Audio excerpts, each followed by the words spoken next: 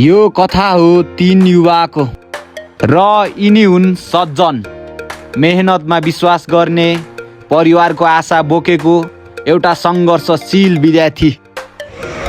ओइ दुर्जन, कलेज जान ढिलो भयो, छिटो आइज।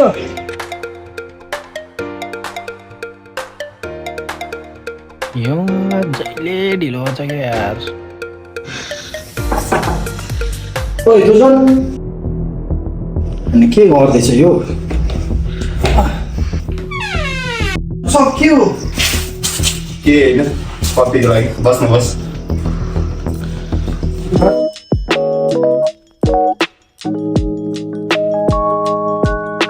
दुर्जन, जसलाई सफलता छिटो चाहिन्थ्यो, जुनसुकै बाटोबाट भए पनि। 3 जनाकै यात्रा एउटै ठाउँबाट सुरु भयो, तर जिन्दगीले उनीहरूलाई फरक फरक मोडमा पुर्याउँदै थियो। सर्टकट जाऊ है, सर्टकट जाऊ है। श्रवण कुमार एउटा निर्दोष विद्यार्थी। ओइ तपाईरे, अरे यसले धरी टेर्दैन त।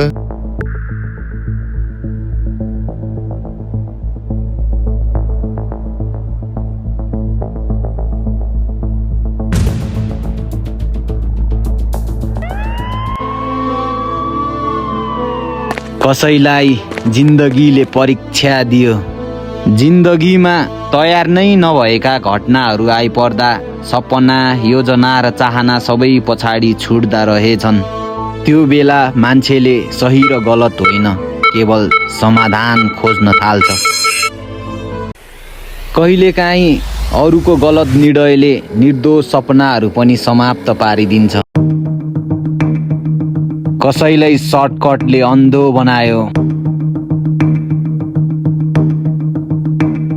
यो दुनियाँमा केही मान्छेहरू हुन्छन् जो अगाडि देखिँदैनन्, तर सबै खेल उनैले चलाउँछन्। त्यस्तै एउटा छाया थियो जसले चिप्ले मामाको आदेशलाई जीवन बनाउँथ्यो। काला।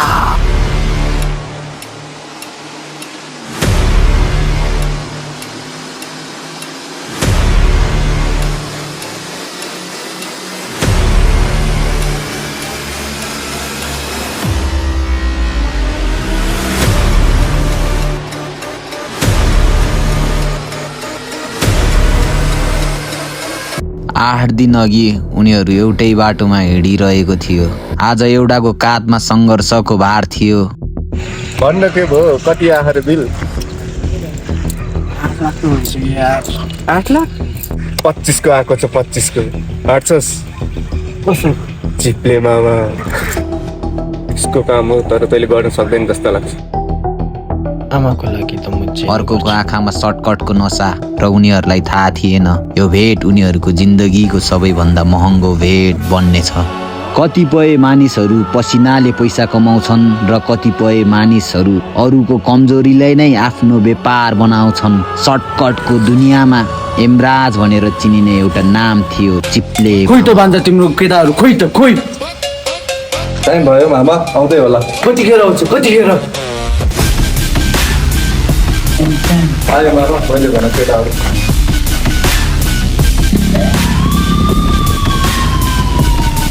उहाँ हाम्रो चिप्ले मामा अहिले भनेको यिनीहरू पनि हो मामा। यो केटाहरू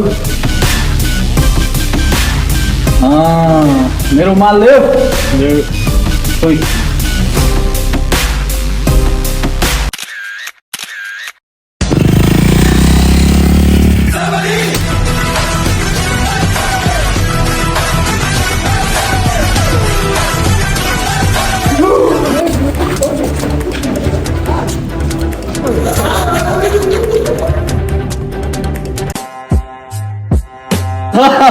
तैँले मलाई केही खास्न सक्दैनस्। म जस्तो त यहाँ कति छ, कति। जब मैं विलन बनता हूँ ना, तो मेरे सामने कोई भी हीरो टिक नहीं सकता।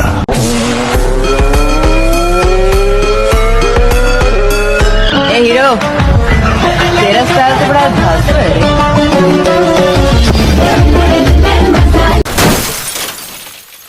कहिलेकाहीँ दुर्घटना भन्दा ठुलो दुःख मानवताको चुपचाप मारिनु हो। एकजनाले सङ्घर्ष रोज्यो, एकजनाले सर्टकट रोज्यो र एकजनाले कुनै छनौट गर्ने अवसर नै पाएनन्।